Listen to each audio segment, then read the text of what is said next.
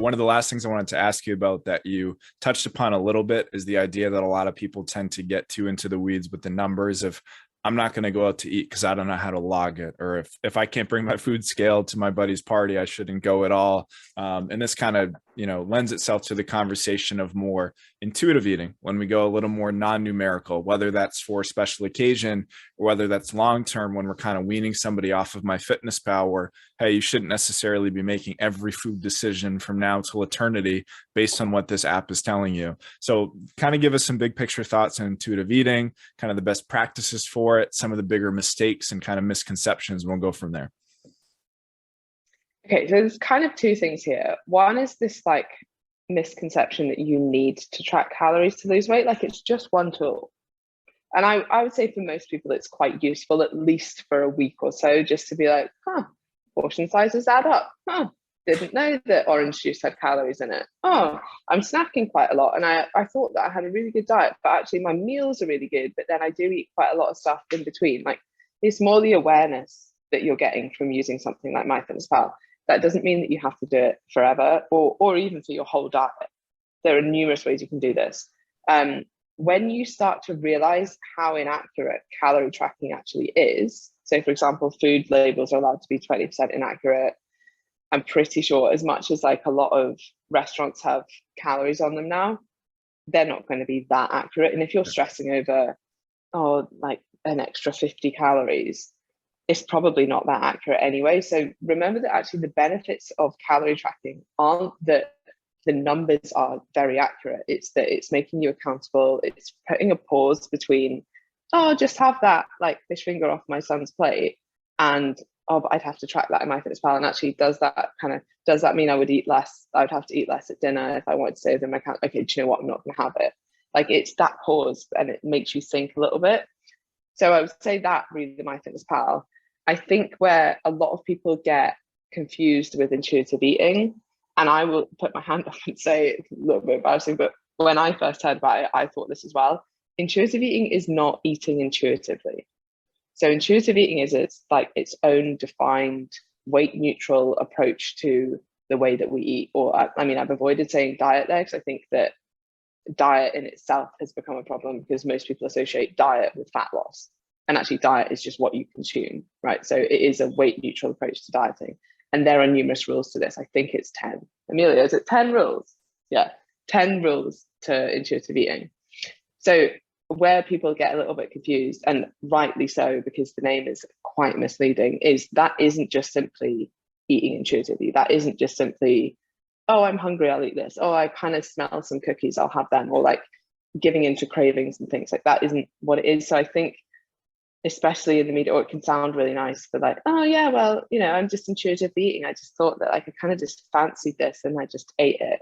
That's probably, and I would say, especially in our environment, which is a very obesogenic environment, you will put on weight doing that. If you just walk around, unless for some reason you have very low levels of hunger, if you just walk around eating intuitively and not really thinking about anything, it depends how you are defining intuitively, but if you're just kind of eating whatever you want, which is how I think a lot of people interpret this, which isn't the case, but if you were doing that, you will certainly put on weight and you will certainly be overweight because like our environment and our food choices are kind of geared towards that. And if you were like, what do you kind of fancy eating more, this donut or this salad? 99 times out of 100 people are going to be like, that donut, cool, like of course. And it's way easier to overeat on donuts than it is to overeat on a salad. So I think that's one of the big misconceptions about intuitive eating.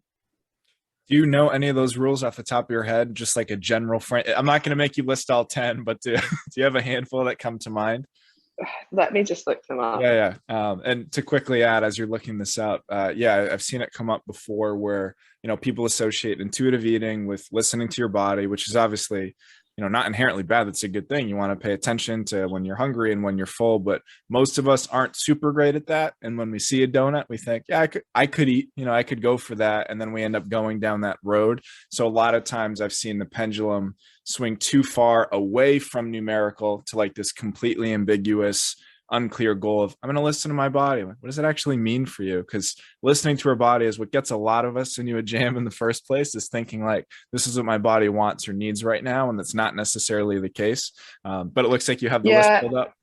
Yeah, I've got the list. I mean, that's a good point, is like listening to your body, but most people don't actually listen to their body. They listen to, like, it's distinguishing between like physiological hunger and just, I kind of fancy that and I'm craving that. And you can say, oh, well, that's listening to my body, but like, and you can always say, well, that's just what I felt like my body needed.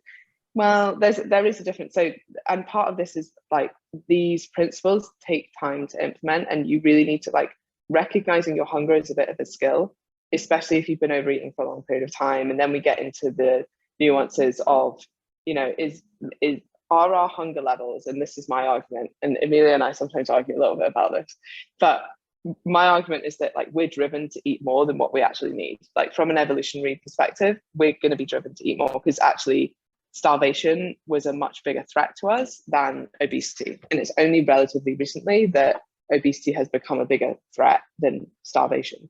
So as humans, we're always going to want to overeat, and the drive to overeat is probably going to be stronger than the drive to stay like in a lean body. So we have much more protective mechanisms from starvation than we do from storing too much energy. So even if you are really in tune with your hunger, which most people aren't, like most people mistake physiological hunger for like emotional, you know, people eat for so many reasons that have nothing to do with hunger. So like, I don't know, it was just there is one of them. I was bored, I was emotional, I'm numbing my emotions with food. Like, well, there's so many reasons that people eat that aren't because their body needs fuel. And then on top of that, you're living, like, our food choices mean that it's so easy to overeat, especially in terms of energy intake, in comparison to years ago, where like maybe the food choices were far more sparse. Like, you don't often see people overeating on whole foods and veg. Like, but now that we have donuts and crisps and things, like, it's so much easier to overeat on calories. But some of these rules are, reject the diet mentality, recognize your hunger, make peace with food, challenge the quote unquote food police, so not labeling foods as good or bad, feel your fullness. Again, that's a bit of a lesson. Like, most people overeat because they don't actually, you know, take their time to digest and then think, am I actually still hungry? They're just sort of in the zone of eating and end up eating way past satiety. Cope with your feelings without using food. So like, a lot of these things, like respect your body, which I think is an important one, because this kind of goes against the whole, right, well, if I'm intuitively eating, I just intuitively eat whatever I want. Well, actually, if one of the rules is respect your body, that means primarily fueling your body with what you know is good for your body, i.e. whole foods for the majority of the time. And foods aren't good or bad, but some of them are going to give you more nutrients than others, and some you probably want to include in your diet more than other foods. So like, most of these principles, and there's one again, like honor your health. And most of these principles I completely agree with, but the name can be a little bit misleading. And again, I think people forget that it's a weight neutral approach. Like, it's not intuitively eating, or intuitive eating as a principle, as a practice, is not meant for fat loss. So when people are like, I'm going to stop calorie tracking for fat loss, I'll just intuitively eat, like, the outcome isn't necessarily meant to be fat loss. Yeah, it's such an important distinction, because I think it's fair to say probably that most dietary efforts people associate with a reduction in body weight. I'm going to eat healthier, cut out, I roll a little bit, junk food, a little bit here, whatever labels we want to put on stuff. And, you know, I'm going to do X, Y, and Z. It's pretty much always with the intention, whether somebody admits it or realizes it or not, with, I just want to weigh a little bit less or be a little bit leaner, when there's so many other things. To bring it back to your point from before, is like, I get to diet, I get to fuel my body, I get to have better workouts, recover better, sleep better, show up the way I want in the world. So many other upsides. I would argue a much longer list than just, you see the scale go down a little bit. So I do think that's such an important distinction.